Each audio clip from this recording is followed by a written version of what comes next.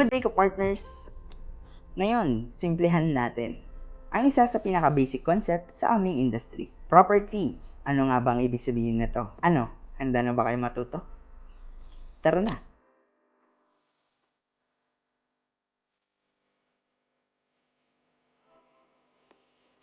Sa pinakamadaling salita, ang property ay tumutukoy sa kahit anong bagay na pagmamay-ari ng isang tao na merong halaga at kayang ikontrol.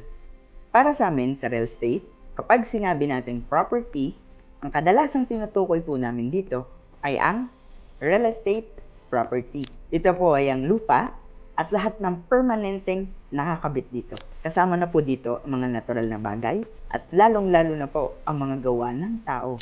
Tulad ng bahay, condominium, building o kahit bakanteng lote. Kaya kapag narinig mo ang salitang property, tandaan na ito ay ang ari-arian na may halaga at may kaakibat na karapatan ng pagmamay-ari. And that's it for today. Stay tuned for more real estate tips. Ingat po!